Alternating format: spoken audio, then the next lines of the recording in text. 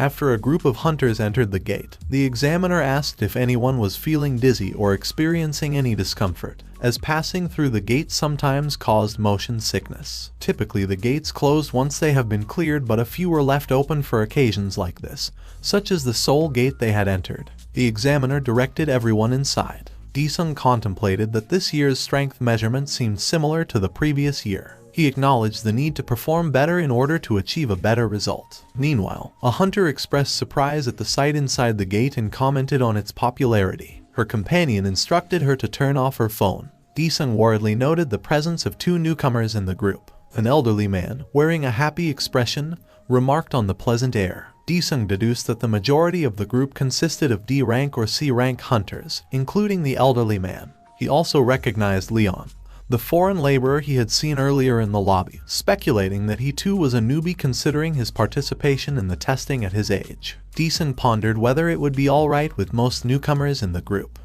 Before venturing deeper into the gate, Disung suggested that they introduce themselves and discuss their positions. He introduced himself as Gu Disung, a warrior with 10 years of experience as a hunter. His main position was a dealer. Another young man introduced himself as Shin Tihun, mentioning that he had recently awakened as a hunter and used a shield and spear as his weapons. The girl with Tihun introduced herself as Shin Naehan and stated that she primarily used daggers and was also learning to use the bow and arrow. Disung felt a sense of worry, considering the siblings as beginners who hadn't yet found their main weapons. He asked them if they had ever attended a training center. Tihun proudly responded that they had spent 3 months in one. Disung was flabbergasted, realizing that they were absolute newcomers. He then turned to an older man and inquired if he had any experience. With a smile, the old man introduced himself as Oh Gangti, in his 5th year as a hunter. He mentioned that his weapon was a gauntlet. Disung noted that despite his age, Gangti had relatively little experience, and the choice of a gauntlet as a weapon might make it challenging to cover the distance that a sword or spear could. Finally, Disung turned his attention to Leon, the foreign laborer, and asked if he could speak Korean. Leon paused, appearing to ponder, and eventually replied that he did not fight. Disung expressed confusion, seeking clarification. Leon then made an analogy, stating that one cannot use a sword made for slaying dragons to kill chickens. Disung was shocked by Leon's response and wondered where he had learned to speak Korean. As they continued walking further into the test area, the examiner explained the task at hand. The participants were required to hunt 50 kobolds, with the possibility of a stronger creature called a Null appearing as well. The examiner assured them that if the situation became too dangerous, he would intervene, urging them to focus on showcasing their skills without worry. Disung couldn't help but worry about the upcoming test. He had concerns about whether they would be able to handle it successfully. He then recalled the incident that happened a few minutes ago. He had noticed that Leon had not brought a weapon and inquired about his lack of a weapon. Naehan offered her bow and arrow to Leon, asking if he knew how to use them. Leon, with the bow in hand, questioned the idea of using such a weapon as a king, expressing his disapproval. He then angrily slammed the bow to the ground, causing Naehan to react in shock and distress. Returning to the present, Disung worried that if things continued in this manner, the test would likely end in failure. Suddenly, he proposed an alternative plan, suggesting that they head to a specific location for hunting. Tihun acknowledged Disung's greater experience and agreed to his suggestion, mentioning a settlement at the end of the terrain where they could find many kobolds. However, Disung expressed concerns about going to a settlement with their small group, as it would be difficult to escape if they became surrounded. Instead, he presented an alternative strategy. They would focus on hunting cave kobolds, using smoke from nearby grass or leaves to fill the caves and then easily dispatch the kobolds. Tihun praised his experience and wisdom, but Disung, deep down, felt a sense of disappointment. Despite his efforts to study tutorials and raiding methods, he had only ended up in a low-ranking gate like this. He yearned to be promoted and wondered how long he would remain in the D rank. As the group walked further, Tihun alerted everyone to the presence of kobolds up ahead. A group of kobolds charged toward them, prompting Disung to instruct Tihun to block their attacks with his shield. Tihun followed the instructions and successfully killed one of the kobolds with his spear, remarking on their predictable behavior. However, Naehan warned Tihun about another approaching kobold. The creature swiftly pounced on Tihun, pinning him to the ground. Despite managing to stab the kobold, it continued its relentless attempt to bite him, causing Tihun to scream in fear. Disung swiftly intervened, rescuing Tihun by delivering a final blow to the kobold. He emphasized the importance of not letting their guard down against fast enemies. Naeun continued to contribute with her arrows, and the old man demonstrated his skills by punching the kobolds with his gauntlets. After the battle, Disung commended everyone's efforts and acknowledged Naeun's kills and the old man's assistance. Ti-Hun apologized for his earlier mistake, but Disung reassured him, understanding that it was his first time. He expressed satisfaction with the team, except for one person, and looked towards Leon, who had remained inactive during the fight. Curious, Disung asked Leon why he hadn't done anything while they were fighting, with Naeun also expressing her concern. The examiner nervously laughed and assured them that he would take it into account during the grading process. Disung accepted the response and suggested they continue further inside the cave. As they approached the cave, Ti-Hun noticed it and confirmed its presence. Disung reminded everyone of their plan to set a fire as discussed earlier. They gathered dry grass and positioned it at the entrance of the cave, preparing to ignite it and proceed with their strategy. Leon suddenly questioned Disung if he truly believed that his current efforts were the best he could offer. Disung was taken aback by the sudden question and expressed confusion. He questioned why Leon was speaking up when he hadn't contributed to the situation. Leon insisted on receiving an answer, emphasizing his point. Disung, slightly annoyed, replied, stating that he had used this method 3 times before and had succeeded each time. However, Leon challenged Disung's reliance on past experience, pointing out his limited life experience. Disung grew irritated by Leon's comment, dismissing the significance of experience due to Leon's younger age. He proceeded to ignite the grass, signaling the group to gather around and prepare for the incoming kobolds from the cave. With unanimous agreement, the group prepared for the impending fight. As the kobolds rushed out of the cave, Ti-Hun alerted the others, exclaiming that they were approaching. Naeun swiftly aimed her arrows at the kobolds, ready to strike. Disung hurled a rock, successfully hitting one of the kobolds, while Naeun's arrow found its mark, causing another kobold to fall. Filled with confidence, Disung realized his method was effective and expressed his satisfaction. He encouraged the group to eliminate all the kobolds using the same approach. He continued to throw rocks at the kobolds, contemplating the potential benefits of luring a large group of kobolds and eliminating a few gnolls on the plains. Suddenly, a loud growl shattered the moment. Disung's heart raced as he recognized the sound, a gnoll captain. Fear gripped him as he realized the gnoll captain was the boss of the Soul Station Gate, ranking higher than C. His thoughts raced with fear as he questioned why it had to appear at that moment.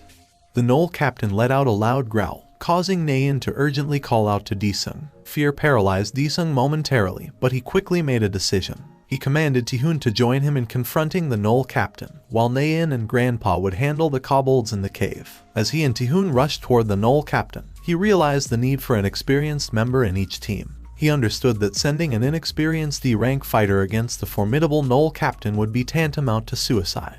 However, he had no choice but to trust Ti-Hun to hold his ground. As they closed in on the gnoll captain, it emitted another ear-splitting howl, causing Ti-Hun to freeze in fear. Disung urgently tried to rally Ti-Hun, shouting at him to regain his composure. However, Ti-Hun's intimidation prevented him from blocking the gnoll captain's attack effectively. Ti-Hun's shield was knocked from his grasp, and he fell to the ground. Disung's desperate shout echoed in the air, expressing his concern and frustration at the situation. He cursed internally, realizing that the outcome could be dire. Ti-Hun looked up in horror at the imposing gnoll captain, while Disung's gaze shifted to the examiner, questioning their inaction. He had expected assistance from the association employee if the situation became dangerous, fearing for Ti-Hun's safety. Driven by frustration and a sense of urgency, Disung sprinted forward, forcefully instructing Ti-Hun to retreat from the dangerous situation. The gnoll captain launched another attack at Ti-Hun, but Disung managed to intercede just in time. He used his shield to block the assault, exerting all his strength. With a deft maneuver, he successfully deflected the gnoll captain's weapon. The enraged gnoll captain growled and launched another assault. Disung evaluated the situation, realizing that victory would have been possible if Ti-Hun had gathered himself. In his current state, they were all in grave danger. Just then, a voice reached Disung's ears, expressing satisfaction with his efforts. Leon appeared on the scene, effortlessly catching the gnoll captain's large blade with his finger. Disung stared in astonishment at the display of Leon's strength, thinking to himself, did he just stop the gnoll captain's attack with one finger? Leon turned his gaze towards Disung and encouraged him to try again. Disung was still shocked and asked for clarification. Leon reminded Disung that he had done it once before, so there was no reason he couldn't do it again. He urged Disung to get up and raise his shield. Confusion covered Disung's face as he looked at Leon. Leon reiterated his instruction, commanding Disung to block the Knoll Captain's attack and counterattack swiftly. Disung was overwhelmed by the situation and protested, exclaiming that they were all in danger. Leon's fury erupted as he shouted at Disung, calling him an impertinent peasant and emphasizing the honor bestowed upon a Templar like himself to guide a soldier of Disung's status. He reprimanded Disung for not expressing gratitude for his guidance and demanded that he raise his shield immediately, block, and counterattack. Disung, with a bewildered expression, held his shield, trying to comprehend what had gone wrong. He glanced at the menacing Knoll Captain, realizing that he needed to take action in order to survive. The Knoll Captain glared at Leon and let out a low growl. In response, Leon's eyes turned cold as he spoke disdainfully, questioning if the ferocious beast had a death wish. The Knoll Captain whimpered in fear, its body covered in a cold sweat. Disung watched in shock as the Knoll Captain launched an attack on him. Although he managed to block the attack, the force pushed him back, leaving him shaken. He quickly realized the immense strength of the creature and felt a momentary fear of losing his grip on the shield. Leon shouted at Disung, calling him a fool for relying solely on strength and not using his head in battle. He advised Disung to deflect the Knoll Captain's attacks and find an opening. Disung, frustrated, questioned what he was supposed to do. Without warning, Leon swiftly kicked Disung's leg, causing him to bend down and evade the Knoll Captain's next attack. Leon warned him not to look away from his opponent, urging him to focus. Disung, frozen in fear, acknowledged that blocking the attack head-on would have cost him dearly. Again, Leon shouted, encouraging Disung to utilize his potential and do better. Disung, taken aback by Leon's assertions and struggling to believe in his own potential, doubted himself as a talentless D rank with no exclusive skills. He found it impossible to fathom that he could suddenly possess hidden potential just because Leon believed in him. Nevertheless, Disung steeled himself and prepared for the incoming attack, determined to prove himself. He thought that this time, he might be able to accomplish what seemed impossible before. As the Knoll Captain launched its attack, Disung's thoughts filled with confidence. He believed in his ability to block the attack, repeating to himself that he could do it. With the Knoll Captain's strike landing on Disung's shield, it left a scratch, but Disung successfully managed to deflect the attack. Overjoyed and filled with a sense of achievement, Disung exclaimed in happiness, realizing that he had blocked the attack. However, his moment of triumph was short-lived as the Knoll Captain swiftly punched him in the face, sending him flying through the air. Leon, unimpressed by Disung's progress, clicked his tongue in disappointment. He questioned Disung's inability to see the bigger picture and remarked that he still had a long way to go. Disung's evaluation results for the year were still D rank. Outside the room, two bodyguards stood watch while inside, Leon sat on a chair. He began a conversation with Oh Kang-hyuk, the president of the Korean Hunter Association. Leon revealed that he had known all along that someone like Oh Kang-hyuk, a skilled warrior, couldn't be a mere mercenary. Kang-hyuk removed his mask, which he had used to disguise his face and body, admitting that it had been pointless. Curious, Kang-hyuk asked Leon if he had achieved what he desired from the evaluation. Leon responded that he had obtained a soldier candidate, and reassured Oh Kang-hyuk that there was no need for anxiety as he had no intention of going overseas. The president of the Hunter Association was shocked by Leon's reply and expressed his astonishment at Leon's amazing display of power earlier. He confessed to being nervous due to the impressive strength demonstrated by Leon's majesty. Recalling their encounter with the Knoll Captain, Oh Kang-hyuk remarked that although it was a monster from a D-rank dungeon, it could be considered at least a C-rank boss. Leon, filled with disdain, addressed the Knoll Captain, calling it a dirty bastard and criticizing its failed attempt to become human. He swung his finger at the Knoll Captain, swiftly finishing it off. Kang-hyuk commented on Leon's treatment of the creature as if it were nothing more than a toy. Kang-hyuk changed the topic, offering his assistance if Leon wished to start a guild. He emphasized the importance of fame when establishing an organization of people, explaining that there were limited ways to achieve fame in the present day. He mentioned a red gate in Cheongju that had turned red due to a failed raid, and for a year, no one had been able to clear it. Inside, the red gate was the Jewel of Wisdom, guarded by the boss known as Jagged Spinner. The conversation hinted at a potential quest or challenge that awaited Leon, and the opportunity to gain fame and recognition by conquering the formidable red gate and obtaining the coveted Jewel of Wisdom. In the Cheongju Sports Complex gate, the first team of the KPP Guild ventured inside. As they explored the gate, the vice guild leader, Hoyal, commented to the guild leader that the place seemed like a more advanced civilization than Earth, possibly from the future. Hyori expressed excitement about encountering a gate from the future world. The guild leader acknowledged the futuristic nature of the gate but found it troublesome, realizing that they needed to revise their plans and party organization. Hoyal agreed, noting that they had prepared for a few strong opponents but now faced a different situation. The guild leader noticed a large building nearby and decided to use it as their base camp due to its advantageous height. Once inside the building, the guild leader asked Hoyal if he could see anything, to which Hoyal replied that there was nothing. No NPCs or monsters. The guild leader found it strange, thinking about the absence of people and monsters in such a big city. However, he considered it a fortunate circumstance, as it meant they weren't up against a resistance army or an evil authoritarian force. The guild leader then addressed the KPP guild members, instructing them to remain vigilant and keep a lookout for Jagged Spinner, the supposed boss of the gate. They were about to select an expedition team to explore the area further when suddenly a beam of light blasted off the guild leader's head, shocking everyone present. Hoyal called out the guild leader's name in disbelief, and panic ensued as it became clear that they were under attack. A machine-like entity began firing relentlessly at their location, forcing the guild members to seek cover as explosions rocked their previous position. Hoyal couldn't comprehend the situation, noting that not even the guild leader, who was in a rank tanker, had reacted in time. The members wondered about the nature of this monstrous entity that had caught them off guard. Hoyal, realizing the dire situation they were in, urgently asked if anyone had located the enemy. Hyrie replied that she spotted the enemy at the 3 o'clock position but couldn't determine the distance due to the sand dust in the air. She informed Hoyal that the building they were in wouldn't hold for much longer. Hoyal quickly made the decision to fall back in an orderly manner and evacuate the building before it collapsed. As they all ran towards the exit, Hyrie expressed concern about the guildmaster's corpse. Hoyal sensed something strange but decided they would come back for the guildmaster later after regrouping.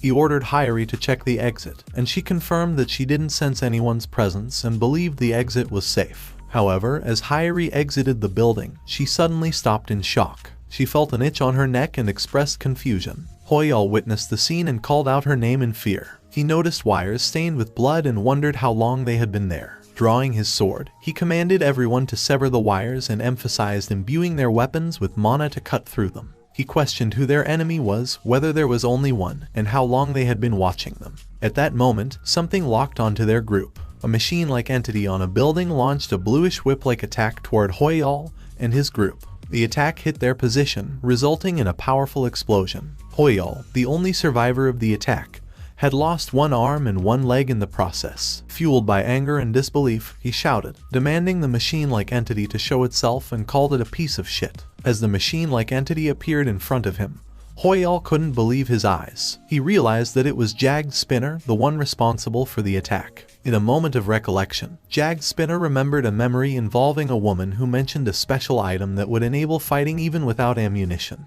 Hoyal, consumed by rage, tried to confront Jagged Spinner, but before he could finish his sentence, Jagged Spinner unleashed numerous whips, overwhelming Hoyal and ultimately ending his life. Jagged Spinner, after eliminating Hoyal, declared its mission to protect the city. The report on the Chengju Gate raid indicated that the first raid team from the KKP Hunter Guild had a count of 58 members with no survivors. The status of the second and third raid teams was unknown. Additionally, it was stated that the gate boss Jagged Spinner's difficulty has been promoted to red. As a result, the Chengju Gate raid was put on an indefinite pause. Outside the gate, a group of hunters had gathered. A muscular man commented on the unpleasant weather, remarking that it matched what he had seen in videos. His teammates suggested avoiding entering the city deeper into the gate due to the higher likelihood of Jagged Spinner appearing. Another guild's leader, a white-haired man, spoke up and confirmed their agreement to be the ones to retrieve the Jewel of Wisdom. He mentioned that the rest of the rewards and a share of 60 billion would go to the other guild. The personnel who entered the Chengju Sports Complex Gate were listed as the Golden Lion Guild, led by S-Rank Guildmaster Jumchial, a Rank Vice Guildmaster Yonha, and 47 others. In addition, there were near S-Rank Gil Tisung and 48 mercenaries from the Magic Tower, as well as a Rank Korean Hunter Association Han Hari and an additional individual. Han Hari poured tea for Leon, addressing him as Your Majesty. Leon tasted the tea and found it to be satisfactory, asking Hari about its name. She informed him that it was barley tea. With the fourth raid team assembled, the operation in the Chengju Sports Complex Gate began.